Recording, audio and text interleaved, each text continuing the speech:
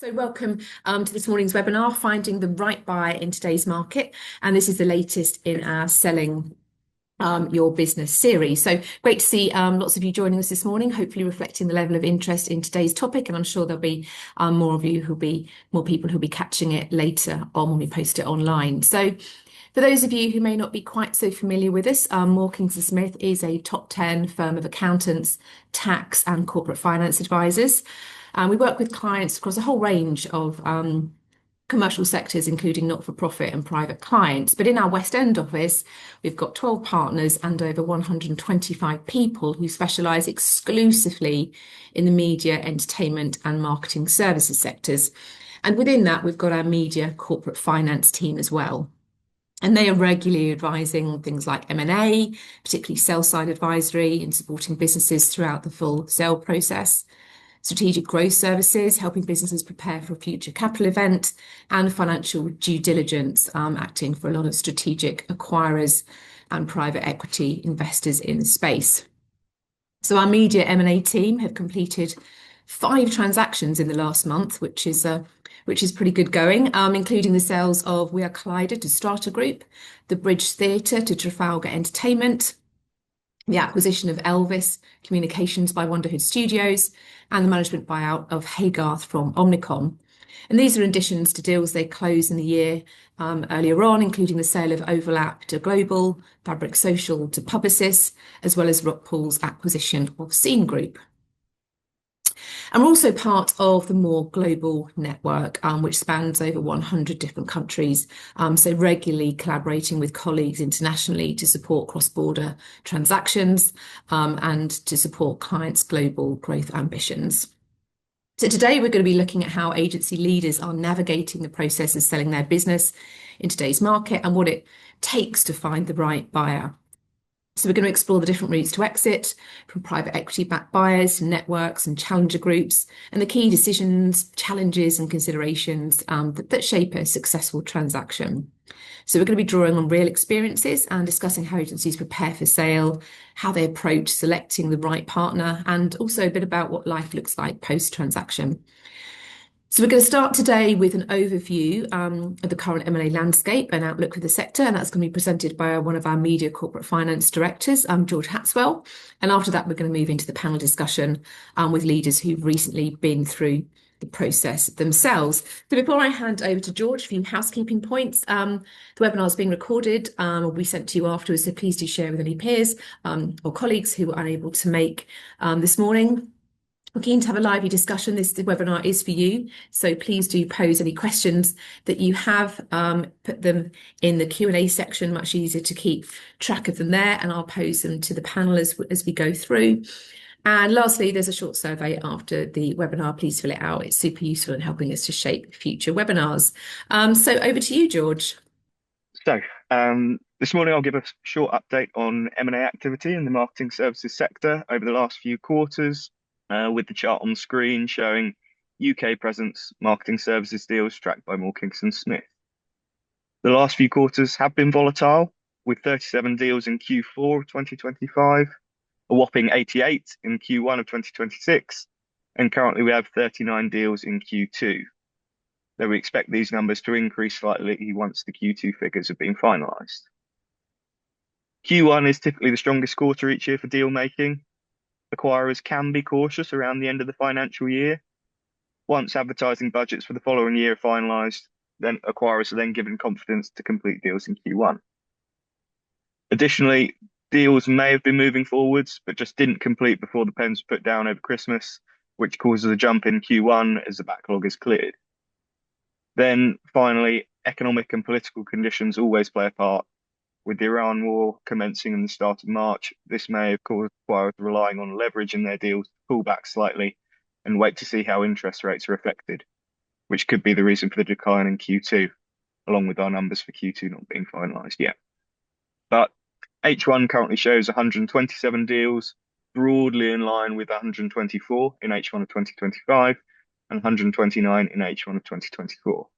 And activity therefore remains resilient.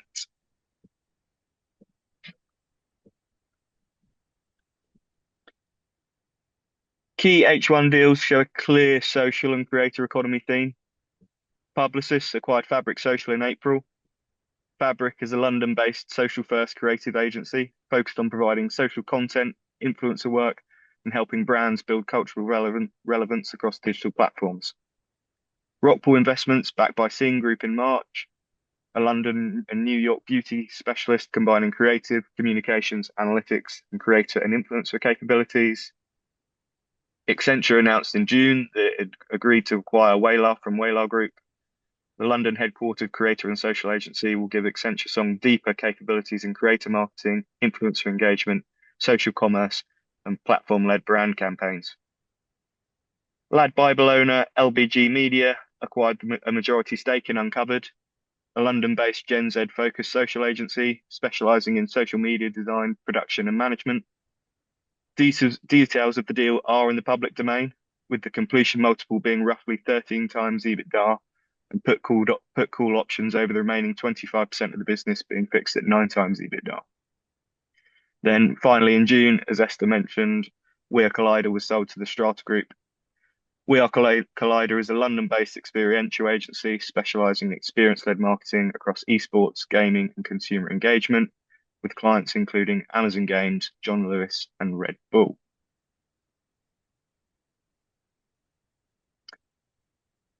Now, looking at the capabilities which have been most popular so far in 2026, performance and media buying remain top of the pile for deal volume, as buyers want agencies that link marketing activity directly to customer acquisition, leads, e-commerce sales, and optimization.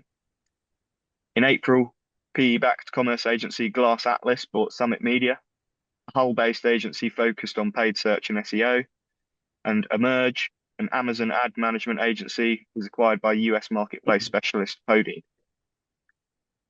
Research is also an active sector with 18 deals so far this year. The most attractive assets combine specialist expertise, proprietary methods, recurring data products, and AI-enabled workflows that turn insight into commercial action. A notable example is Golden Peak's majority investment in Ampere Analysis, a London-based entertainment market intelligence and audience insights business. Since investment, Ampere has also acquired Polish entertainment data and insights business Plum Research. Finally, there have been 15 deals involving experiential agencies in H1, with brands continuing to invest in high-quality physical engagement with audiences. PE-backed consolidation is a major theme in the sector, with several deals involving PE or PE-backed platforms, including Strata, Impact XM, and Journey. We've already mentioned We Are Collider being bought by Strata last month, but the brand experience agency backed by Ethos Partners had also picked up experiential and production agency Wonderland in January, making it 2 acquisitions so far this year. Now, looking forwards, what do we expect to see? Continued cross-border demand for UK agencies. The UK remains an attractive market for international buyers because of its creative reputation, depth of talent, and role as a gateway into European and global client relationships. Creator economy and social. 4 of the key deals highlighted earlier were creator economy deals, which are likely to remain active areas for a long time to come as advertising budgets continue to move towards creators. Buyers will be attracted to agencies that can combine ease of access to a wide range of creators with measurement, brand safety, and repeatable campaign delivery.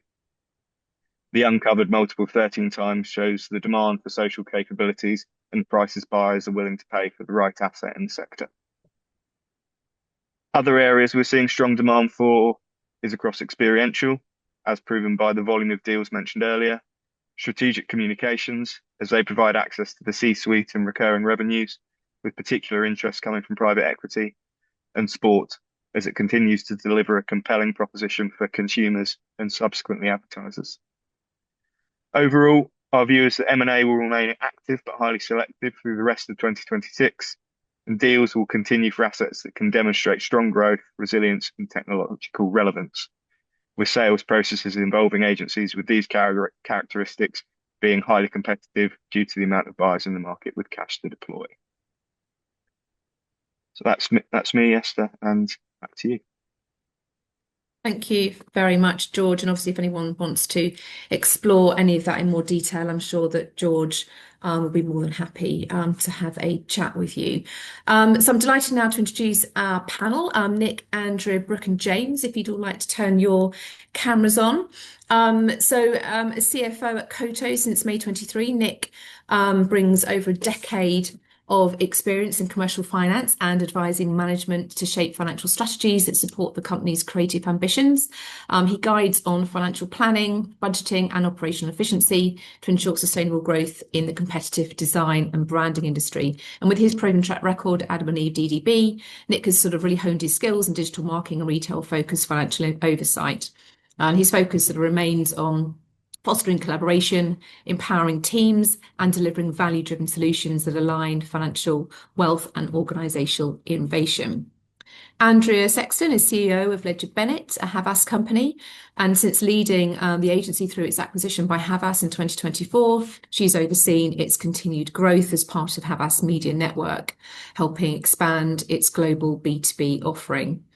With extensive experience in B2B marketing and business leadership, Andrea is recognised for driving customer-centric strategies that deliver measurable commercial results. And she's also a regular industry speaker and advocate for innovation, leadership, and the evolving role of marketing in business growth. Brooke Calverley is the co-founder of People Made, a global leader in culture, talent, and employee experience. Founded in 2012, People Made works across research, strategy, and creative for brands like Meta, AstraZeneca, ASOS, and Wendy's. And in 2022, with the help of Kingston Smith, People Made was acquired by Black Sun PLC, becoming an inaugural part of the Positive Change Group, which is a connected stakeholder engagement group. And across that time, Brooke has really helped sort of develop the new group's positioning and architecture, and as well as maintaining sort of a day-to-day and board level leadership of the business, managing the transformation from independent agency to a fully integrated business unit.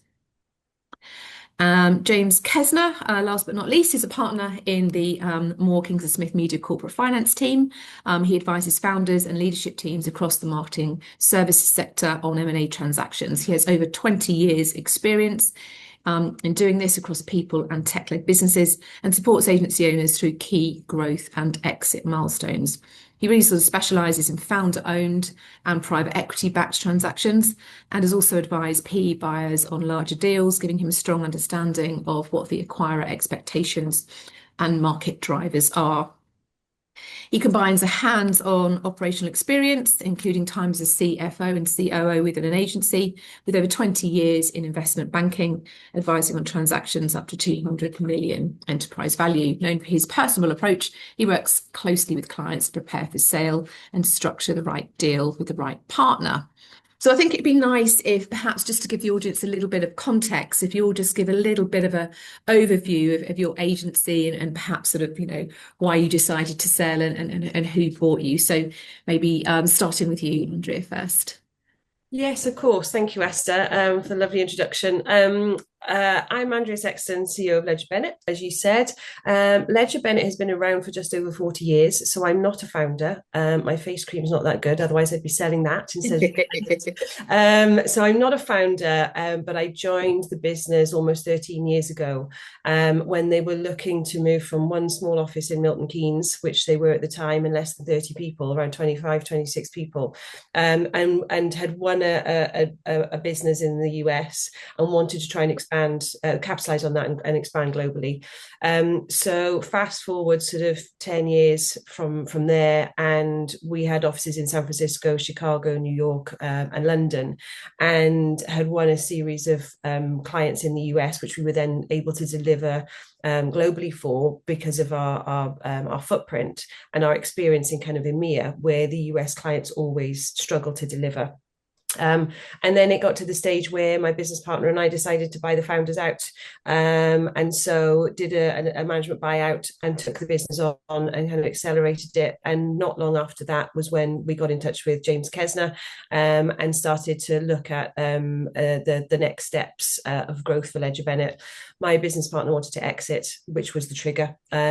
He had been in the business a long time, longer than me, and so was ready to cash his chips in. He'd already stood back from from the business day to day. So that was the trigger for us to make the change. And the thing for me was, well, I could maybe go and get funding and buy you out, and be 100% owner of an agency. But in the current climate, that would be madness, I think. And so it made sense to then go out and run a very open process, try and understand what options were out there in terms of acquisition or investment, institutional investors. And so, I was the first time I'd kind of gone through that process. So finding the right partner to help us and walk us through that was super helpful. And it was a fascinating experience. So yes, 2.5 years ago, coming up for 2.5 years ago, we sold, we were acquired by Havas. I am largely through my earn out, and it's going well so far, but I'm sure as we get into the later questions, we'll get into more detail on that. Touch wood or touch laminate, actually, I think Stuskies, but Brooke. Thanks. Hello, folks. Thanks for inviting me. Nice to be here. I'm the co-founder, People Made. We work with HR, marketing, and comms leaders really around their sort of talent, culture, and experience strategies. So we help organisations broadly either change or perform better through combination of sort of research, strategy, and creative. So we sort of link those three things together. We're fairly small. We were about 20 people or so when we were bought. So we're quite on the sort of boutique end of things, with a client base that's sort of split broadly between US and UK on the whole. Work with folks like Meta and ASOS and Wendy's, so some sort of cool clients there. We sold the business in 2022. We were part of the kind of classic post-COVID bounce. Not really any one particular single trigger. I'll talk a little bit more about this in a bit, I think, but a general sense of us kind of hitting our heads against the ceiling and needing a little bit of help to kind of get us through there. We were bought by a privately owned independent business called Blackstone. They're a really successful stakeholder engagement agency, and they had ambitions to create a group. So we were the first acquisition. We were the inaugural members of what eventually became the Positive Change Group. So I've had the privilege and fun of both experiencing a business sale and then a kind of a group creation exercise too, which has been really interesting over the last kind of couple of years. So that's my quick profile. Brilliant, thanks, Brooke. And what about you, Nick? Thank you, Esther. Good morning, everyone. Ooh, have I frozen on there? Hi, I'm Nick Leatham. I'm the CFO for Koto. Koto is a global branding and design agency, and we have offices in LA, New York, London, Berlin, and Sydney. We cover a full spectrum of branding services, but we've recently been expanding more into digital and web, and also more increasingly into campaign and communications and marketing. We're probably best known for servicing large and tech industry clients. So Amazon, Google, Microsoft are our sort of primary clients, but also we cover a lot of the sort of tech-based industries in general. So from SaaS to ed tech to health tech and fintech. We're known for clients such as TripAdvisor, Workday, Glassdoor, Tinder, Uber, all sorts of businesses that you'd find online services from. And obviously that's an increasing area of investment worldwide and has benefited our business increasingly. We sold private equity in April last year, so just over a year ago. I think after 10 years of running the business, the founders were looking for a partial exit in order to de-risk their exposure. But also we were looking to increase the pool of shareholders within the business and accelerate our growth opportunity. We were seeing both organically and through acquisition. We were seeing a lot of momentum in our business over the sort of 2-3 years that I joined. We'd been seeing sort of 40% plus CAGR, and we were starting to win sort of larger, more established clients. And I think what we wanted to do is make sure that we could capitalize on that, take the business onto a new chapter of growth, and scale up so that we could compete with some of our large competitors in market.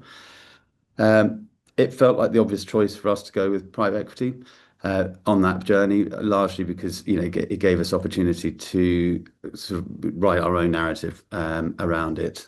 So we were acquired by Westbridge, who are a mid-tier PE firm. We were acquired into their third fund. at the early stage of it. And if you know PE, they have sort of a 10-year cycle, usually 5 years of sort of acquiring into the fund and then 5 years offboarding it. So it's given us nice to get in early on one of the funds and given us quite a decent runway on how we can target growth. We've been very impressed by them throughout, actually. We were lucky enough, we had 5 bids during the process, so we were able to do some referencing. And they've actually been really good for us as a business, very supportive of our management teams, and came out overall in terms of their approach. So overall, I think it's been a real success for us. I think one of our sort of key takeaways is just really that, you know, the preparation for the process is key. I was brought in 18 months before we went to market. And it was really critical for us to make sure that we had the business in good shape so that we had, you know, well-defined costed growth plans that we could take to market. Brilliant. Thank you. Thank you, Nick. So maybe Brooke, so just coming back to you. I mean, so what were the sort of the key triggers that made you sort of seriously consider a sale, and how long had you and maybe some of the others been thinking about it before starting the process? Yeah, we've been thinking about it both for ages and for not very long at all. So in the sense of, I think when we set the business up, I think we always had in our minds that we would like to try and get to a kind of sale point at some point. So it was always in the back of our minds, I suppose. So in that sense, we've been thinking about it for a long time. But actually, when the moment came, we sort of landed on the decision quite quickly. And there wasn't really one specific trigger on this. I think it was a growing realization over a little period of time that we probably needed a bit of help to get us to the next level. You know, I think we grew quite rapidly. So from about 2012 to about 2015, we were very successful. We kind of got to a position where we again, had a team of about 20 or so, actually, even in those early days. And then had been sort of bumping up and down what felt like a bit of a ceiling for us. We were really keen to sort of expand into the States. We were really keen to kind of mature the business a little bit. And I think our view was that we could try and do that ourselves, but it would be really hard work and it would take ages. And in fact, finding a partner, investor, and acquirer, we weren't really quite sure at that point what the best would be, would really help us do that. I mean, specifically, we were looking for some help to kind of, invest more significantly in the US. I think we were being a bit tentative with it, but really wanted to kind of double down on that. But back to that point about professionalism as well. I mean, I was in a partnership which was actually really, really, really successful, really powerful. The two of us sort of gelled and worked very, very closely together.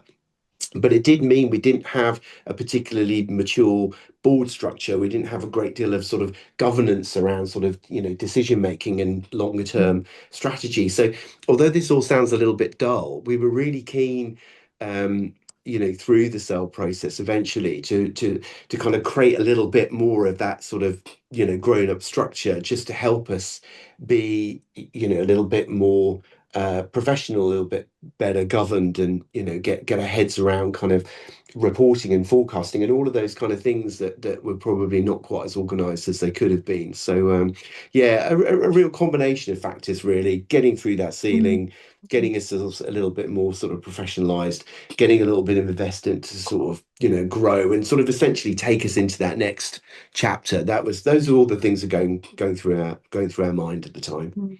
Thanks, Brooke. They all sound like very sensible things. If you knew us, you'd be very surprised by how sensible we all were. But that was the thinking. I mean, and Andrea, what sort of things were your business sort of focusing on, sort of a year or two out from the deal, sort of like maybe sort of thinking about how you make yourselves as attractive as possible to potential buyers? Yeah, absolutely. I mean, we were and we weren't, because everyone knows running an agency, you're just hustling every day. And so trying to kind of spend that time to split that thought process over the day to day and, dealing with all the challenges of growing an agency, particularly growing it internationally, balancing that with then the forward thinking of what kind of shape do we need to be in. What we what we started doing was having those conversations about what we wanted to do in the future and where the business could go and what the potential was, which we'd always done and we'd always planned. And those board meeting conversations were exciting. But we very quickly realized then that we needed someone else to tell us what we needed to focus on. And it became quite clear that whilst we were smart enough to figure some of that stuff out for ourselves, it made perfect sense for us to kind of engage with an M&A partner very early on, before we'd really thought about going to market, at the very early stages, just to give us some initial advice really on what was great, what they thought was great about our business, and what we thought was great about our business that might not be. And there were some surprises in there. We were investing in a team of people who were building a kind of measurement tool, which we thought was a bit of a game changer. And actually, James and the team advised us, it actually looks quite confusing to an acquirer. Are you a tech company? Are you an agency? Are you a bit of both? What are you and what are you trying to be? And so it was quite interesting because that part of the business we were looking at as a kind of recurring revenue model, whereas the agency business was very different. And so it started to look quite confusing. So there were things like that we then fundamentally changed and said, well, do you know what? This investment is actually a huge distraction from the core of the business. And what we should do is double down on what we do best and focus on the core of the business instead of trying to diversify too much. So I think that was one of the big learnings for us. And that was really beneficial to have a third party come and have a look at what we're really doing, and give us that opinion, that view. I think as well, obvious things like making sure that we had a strong leadership team, and that's challenging when you're growing and you're growing fast and you're growing internationally. You do have churn, you have people, we know what agency life is like. 2.5 years is probably about the average tenure you want of most people kind of moving through the business. And bearing in mind, we come from, whilst 10 years doesn't sound long, the agency probably was 4 different agencies in that time. And I think every agency leader on the call will agree with me that that's what it feels like in an agency. That if you might have run an agency for 20 years, but it feels like you've run 10 different agencies, or certainly 4 or 5. And I think, we'd had people that were really sort of dedicated to the business as it was, but not necessarily dedicated to the business as it would be in the future. And so making sure we had a leadership team that were aligned with the fact that we were going to go on this journey, and we were going to do something.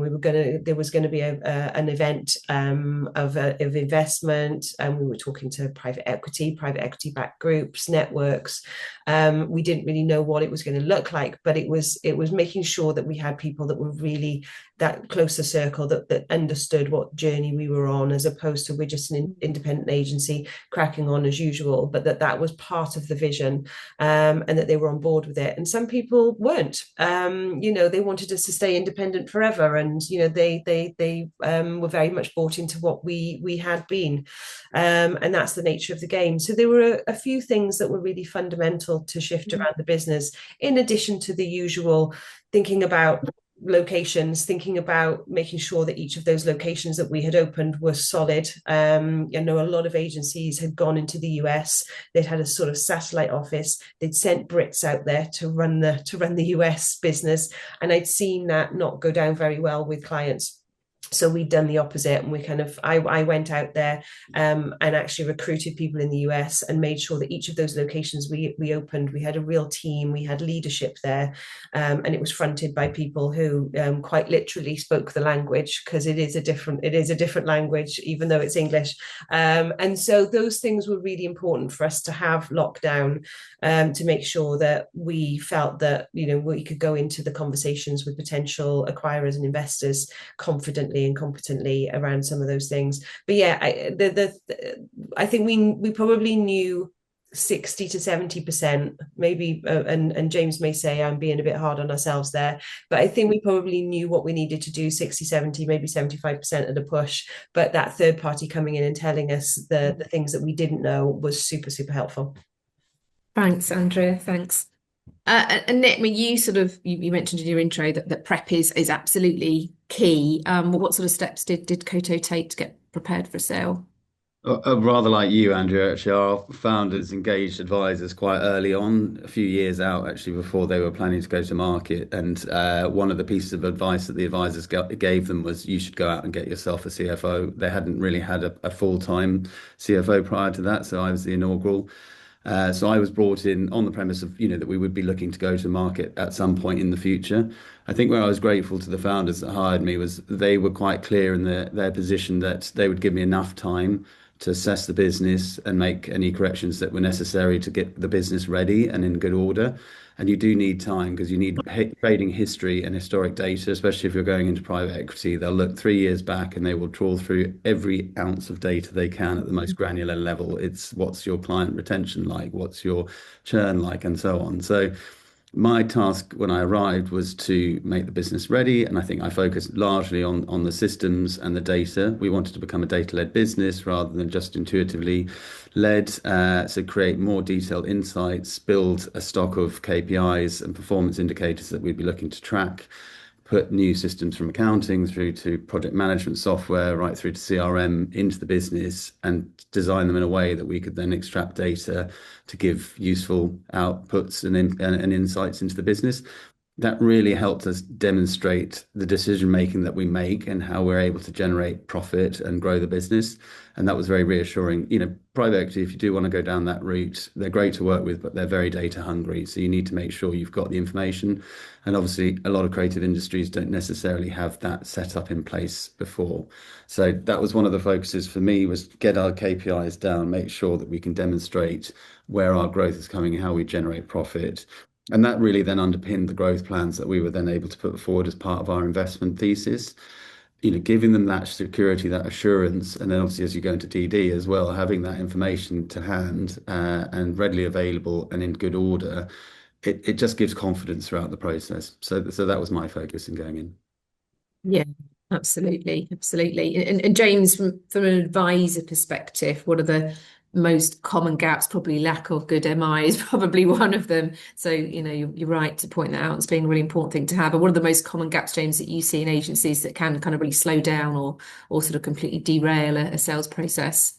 Yeah, thanks, Esther, and very good to see everyone on the call. I mean, look, I think we all know buyers and investors, they look to teams, they look to capabilities, clients, technology, geographies, but the biggest driver of appetite and multiples, I think, in the current market is growth, particularly for private equity. It's difficult for PE to model returns on a flat profile. So we're seeing some of that out there.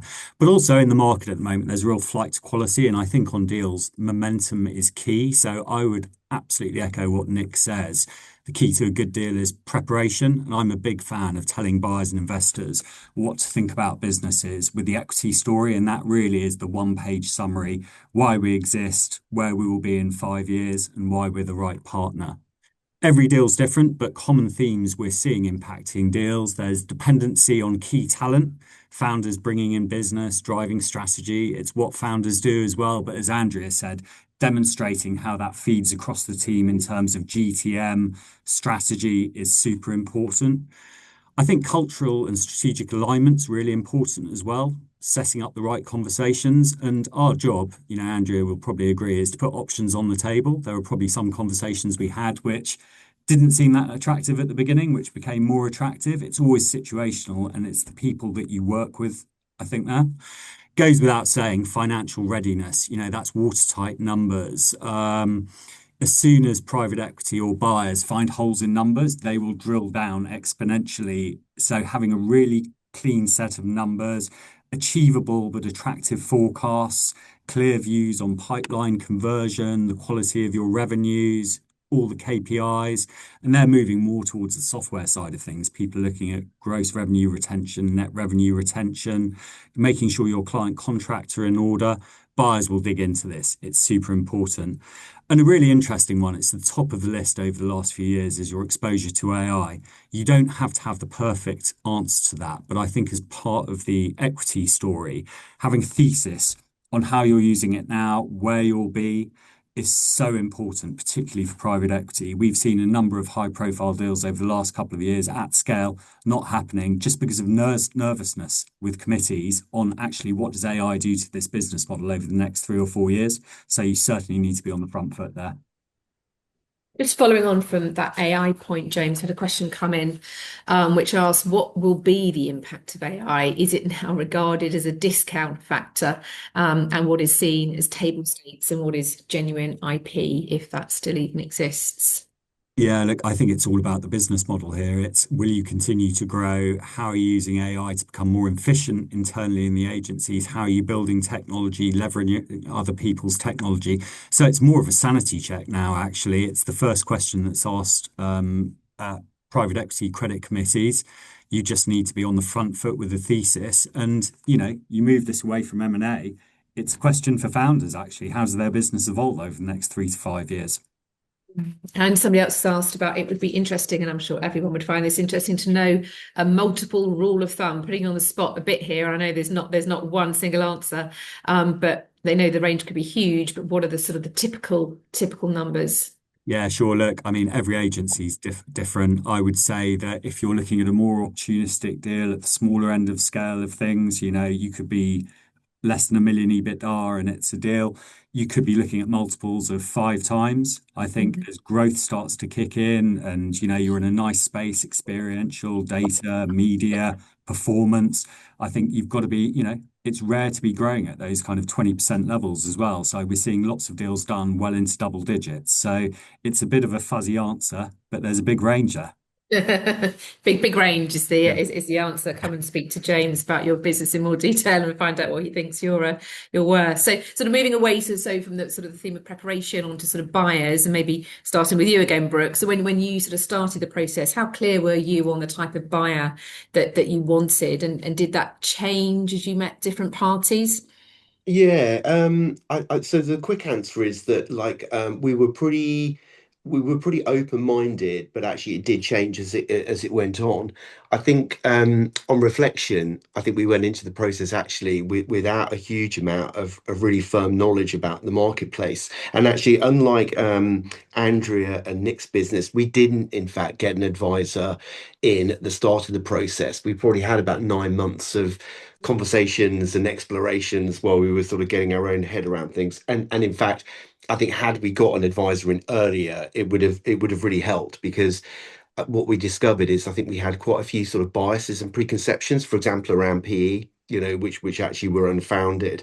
And I think also we weren't really aware of the range of options that there were either. So I think we went in quite open-minded and discovered that there was a lot that we didn't know. And as I said, I think a bit of advice earlier on in the process probably would have been helpful. But yeah, I would stress the point about, and I think James mentioned it there a few moments ago, there are a lot of options out there, and being really mindful of those and the various pros and cons of each, I think is really critical. And yeah, our thinking did change as we went through. I think one of the things that became clear to us, which hadn't really factored in our thinking, is that the actual positioning of the buyer and the buyer's organization was going to be really, really important to us. I know it's a bit sort of a bit of a cliche, this idea of sort of synergy and synergistic value, but we sort of figured fairly early on we were likely to be bought by either into a network or by another agency, and we'd had a few conversations with agencies that were great businesses, really great people, but whose products and services were pointed at a really different part of the market to ours, at a different elevation. And we realized that had we gone into that deal, which was actually very lucrative, it would have required the sort of almost a bit of destruction of the value of the sort of the premium nature of what we did. So I think the positioning was one.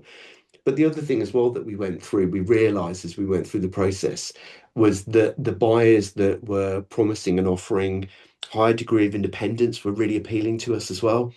And actually we realized that it wasn't just about the multiple and the deal and the kind of how lucrative or otherwise the initial offer was. It was actually around what the post sale environment would look like and how much freedom and independence we would be afforded by the buyer. And that, as we went through the process, that became increasingly important to us as we realised what a post-deal world might look like. So yes, in short, not that much, and yes, it did change as we went through.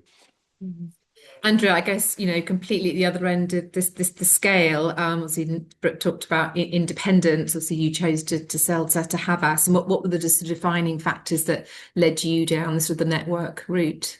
Well, James will be giggling along as I tell this story because he obviously lived it at the same time. But when we first sat down with James and started looking at potential acquirers and investors, same as Brooke, we decided to run an open process. As I said earlier, we felt like we didn't have a real clear view on where the best home or the best partnership was, and so wanted to keep a really open mind. James asked, is there anywhere in particular that you wouldn't want to talk to? I said, there's no way I'm joining a network. Never. Definitely not joining a network, because I'd seen really great B2B agencies go be acquired by networks, and then the founders left quite quickly, and the networks, I said, networks just don't understand B2B. They find it attractive. They know that it's a potential growth area. They know that it's a gap that they have, and they can't respond to briefs and pitches that they want to because it's a gap. So they go and acquire a brilliant agency. Gyro went to Dentsu, DNX went to Ogilvy, and these agencies didn't last. They kind of got swallowed up. And that was always my fear. James said, I really think you should speak to Paddy, the CEO over at Havas in the UK. And I said, well, we've taken you on as our advisor, so I suppose I should take your advice, even if I don't want to. And we spent, I think, during that process, we spent about 14 months, Paddy and I, back and forth. We had lots of other conversations with lots of others as well. And, we ended up with 7 bids in the end, Havas being one of them. But Havas, one of the big things about them was the opportunity and the culture fit. So I echo what Brooke said around that culture fit and knowing where you're going to end up, knowing that you have similar values. I think that was the thing for me that really got me over the line of thinking that we could actually there was no doubting the opportunity in the network for a B2B agency when they had no B2B capability was huge. They sold the dream, and the dream has been the reality. We are inundated with stuff that comes from all over the group where they can't spell B2B, so they just throw it at us, which is great. And also the opportunity to bring together other agencies that don't understand B2B but have niche skills that we don't have in our agency, and we'd never be able to do this so easily and readily as an independent. Now we can bring together coalitions of agencies to respond to clients' problems and asks and create really unique solutions, which we would never have been able to do as an independent. And if we'd gone down the PE route of just buy and build, I think the thing that really made me move away from that in the end, because I was quite excited about that as an option at one point, was the fact that we'd just be going out and hoovering up more agencies that do the same thing we do. And it would just be about bulking up. And I'd seen other agency groups do the same, about bulking up, doing more of the same. And I felt that actually joining Havas would give us something that was genuinely differentiating for us as an agency, but also is genuinely what the B2B marketing world needs. They need B2B marketing experts that can give them access to all of those skills and capabilities, but can translate and do it through the lens of B2B expertise, because B2B marketers working directly with B2C agencies never really goes well. So the proposition and the opportunity was there, but most importantly, what got me over the line was the culture fit. We spent a lot of time talking about what Havas's approach was. I was really encouraged, and I still am, by the fact that quite a few leaders in Havas came in through acquisition, and stayed post earnout. And I think that's testament to their culture. It's quite entrepreneurial, sometimes too entrepreneurial, and you kind of have to slow them down. But in a network, in a global corporate, that's a brilliant attitude to have. And I think that's probably the biggest fear if you're being acquired by something much larger agency group, private equity, bigger network, whatever it might be. I think that's the biggest fear for an entrepreneur, is losing control, losing agility, losing flexibility, losing the ability to make decisions quickly and move quickly. That's probably that was my biggest fear, I think. And they certainly laid that to rest as much as they can. I mean, obviously some things still take time and take longer than they would if you're independent, and you have to make compromises there. But we spent a lot of time, Paddy and I, talking, and he spent a lot of time introducing me to his leadership team and the people, other agency leaders, about what life was like there. And it felt like it would be good, not just for me, personally as a business leader and an owner, but also the team that sit around me, and making sure that they would feel comfortable and feel like it was a home from home as much as it could. Yeah, definitely that's the fear that a lot of people have, I think, about selling to networks, the lack of autonomy that they might have post deals. It's good to hear you say positive things about that. And obviously saying lots of negative things about private equity, but obviously, Nick, you you did go down the PE route. So tell us what was the driver for that route for Koto? Flying the flag for P. I would just, I totally agree with Andrea and Brooke on it. I think in the process, you don't want to shut down any avenues too early. When we got to final bids, we had a couple of trade in there as well, and we kept sort of all avenues open to ourselves. But I think quite early on, we had quite a clear focus that we felt that PE was probably the right thing for us as a business and a management team. We'd continue to see really strong momentum and growth in the business. As I said, we had about a 38% CAGR at the time. We've continued to maintain that. And I think as a management team, we felt that we had sort of more to give and to realize ourselves outside of being part of a bigger group. I think also what we're seeing, particularly in our sector, is as we diversify services and across markets internationally, we're coming up against some of those larger network players that we would be now in competition with. And so, because we are starting to challenge them, it felt strange that we would then necessarily go and get acquired by one of those groups. I think we felt it would just mean that either we would be enveloped into them, or it would check some of our ability to compete and grow. And so, we've decided instead to take that challenge to them directly ourselves, obviously working with the private equity investors. I think it's important to remember with the private equity guys, they don't run your business for you. They don't know your business as well as you do. They invest into management teams. In fact, they invest on behalf of other investors, essentially our fund managers. So they bring governance into the process. They help give us clear focus and drive around how we're going to generate growth within the business. In our case, we were keen to make some strategic acquisitions. So we're on that process at the moment, and they've been invaluable in terms of helping assist that process. We didn't have a lot of experience in that as a management team. What we're noticing in the sector at the moment is, the good assets that we're talking to, the independent assets that are not necessarily on market, find the attraction appealing to the idea of, I don't have to go and find a private equity partner of my own and go through all of that governance and due diligence headache that potentially comes with having to prove to, equity investors of that nature. And I don't have to sell to trade. I can sell to another creative run business that understands my business, and I can be protected as a founder. And I think, number one for most founders is, I've built my business, on the back of the people that I've hired. I'm incredibly proud of them. I want to maintain an environment that's secure and supportive of them. I think to Andrew's point, then it's really about finding the right fit. And if that's private equity, in our case, we were quite fierce about our identity and independence. It was a real testament when we announced, obviously you keep these things quiet until the day that it happens, because it may not happen, other than, senior management teams. When we announced to the company, that this change was happening, and we had created an open forum of dialogue through our Slack channels so that people could, ask any question they liked, and we were able to answer those questions. And reassuringly, I think the overall impact was, we feel like, we're in a position where we're not going to see dramatic change in the way that we like to turn up and show up as Koto at work. And I think that's been very true, actually. So, the benefit for us was really that sort of ability to maintain the strength of our identity and feel like we could grow, but with a business partner that could help assist in that.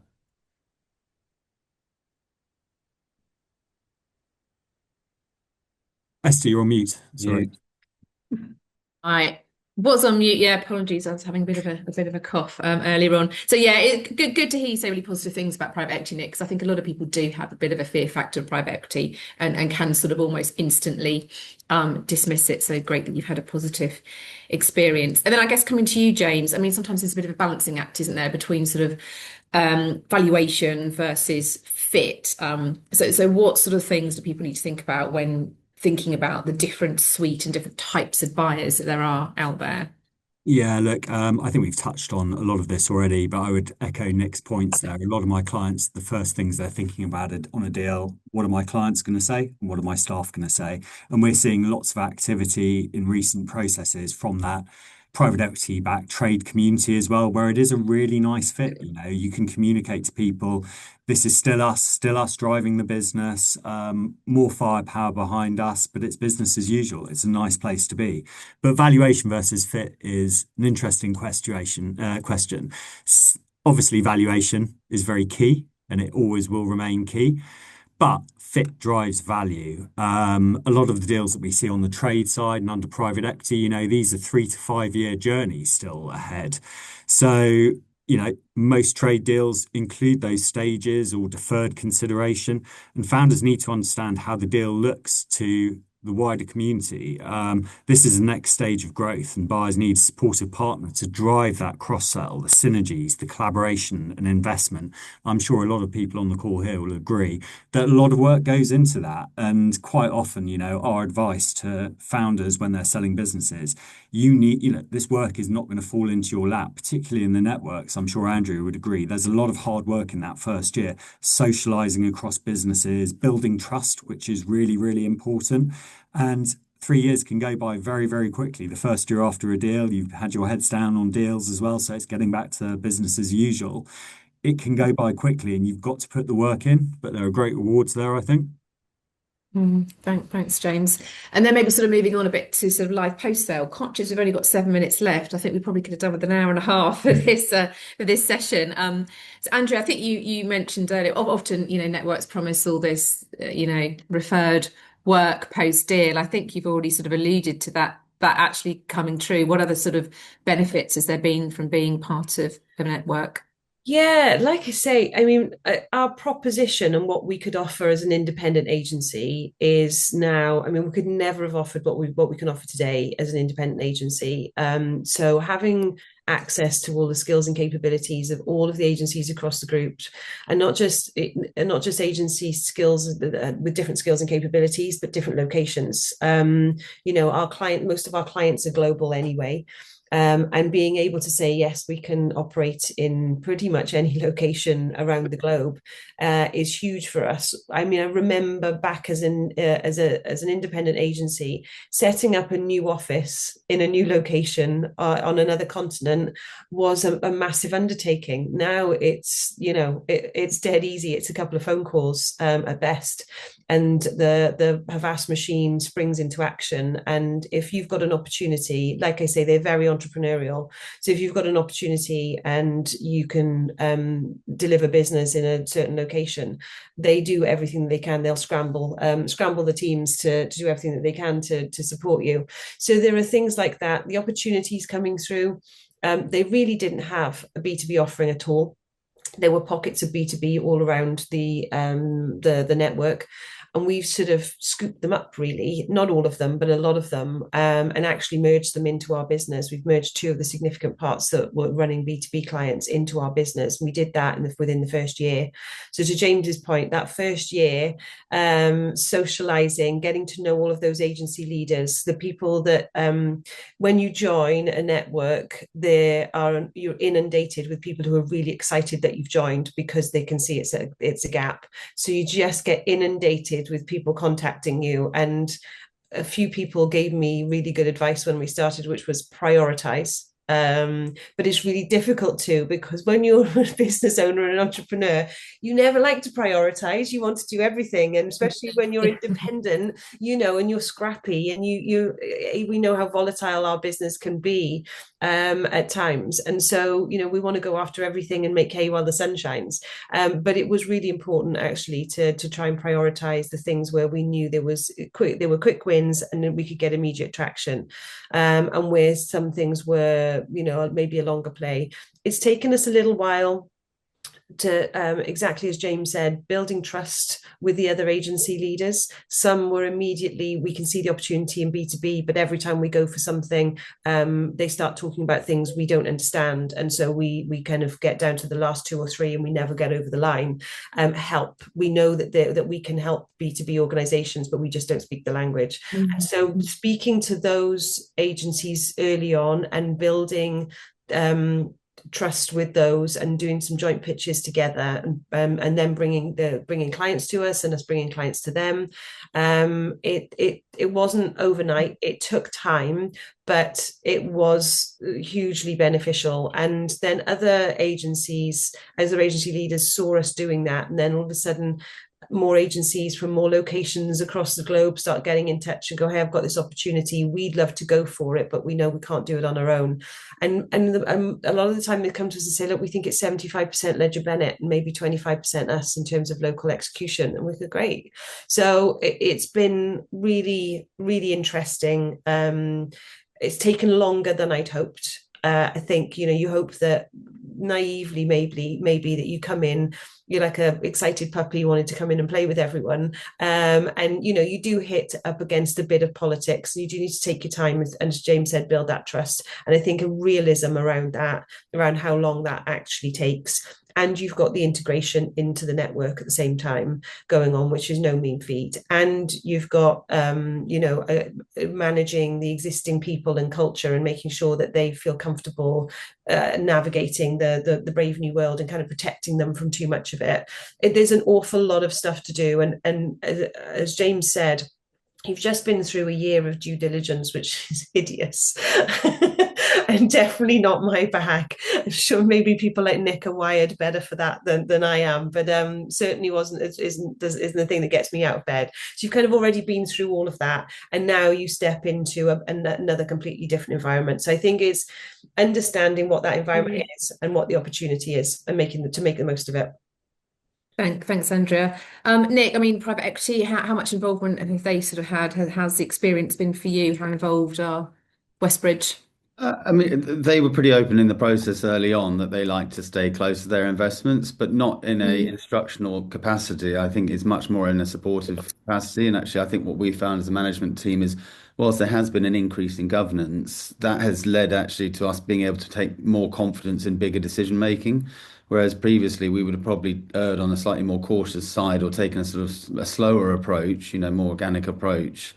They can have the experience and knowledge to sort of help us identify areas that we can take bigger decisions faster without having to take on too much extra risk. And I think that's really borne fruit in terms of the way that we operate as a management team and a board. I mean, I'm on WhatsApp groups with them and I speak to them daily. Obviously, my role specifically, I think, has a lot of interaction with them.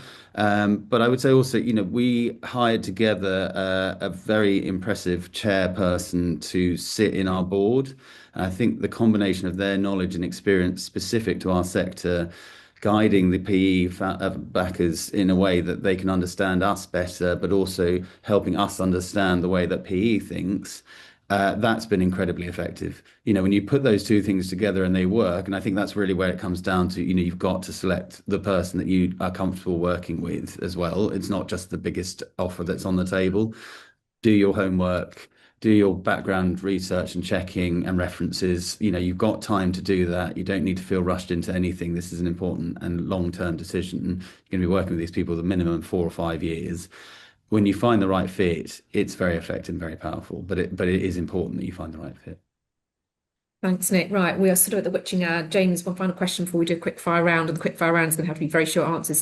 So any particular recommendations for sellers post-deal, what should sellers be doing in advance of a deal to make the sort of transition as smooth as possible? I think in advance of deal, I love it when buyers are proposing 100-day plans. It's so easy to kind of sleepwalk into that first 3 months after a deal as well. But if you really know what the key day-to-day kind of integration points are, the GTM, all of that, I think doing that planning in advance is incredibly useful. And as always, look, finances in order in the run up to the deal for sure. And then final quick fire round. So top tips for agency leaders considering a sale. Coming to you first, Brooke. Sorry, that wasn't very quick fire. Get advice early. Don't wait. Be really honest with yourself about what you want from the process. That would be my three. I think get advice early, as I've said already, and get advice early. Culture fit, spend a lot of time really digging into the right cultural fit, and how you think you're going to make the most of the opportunity. Is the opportunity real, and can you make the most of it? Thank you. Nick? Very similar. Do your homework, ask yourself the reason why you're looking to go through a sale, and decide what's best for you and your business. I think when you really kind of sort of dig underneath it, speak to lots of people. Lots of people have been through this. There are good advisors out there who aren't going to charge you just to have a conversation with them. Get a real sense of the landscape and where you want to position yourself in it. Thanks, Nick. And James? Yeah, I mean, I think that top tips, engage early and keep an open mind. I think it's the exciting bit when you're meeting partners, when you're meeting private equity as well, and you don't always end up where you are. But that's the bit that gets me really excited on a process, actually. And it should always be two-way conversations, what they can bring to the table. Well, thank you very much. That was a super interesting conversation. Like I said, we could have done with longer, really, but thank you all for contributing. I'm sure everyone has learned a lot of insights from this morning. So that's it for today. Please do fill out the little questionnaire at the end. That is super helpful. And don't forget, this is being recorded, so do share it with anyone who you think may be interested. Other than that, enjoy the rest of your day, everybody. Thank you very much.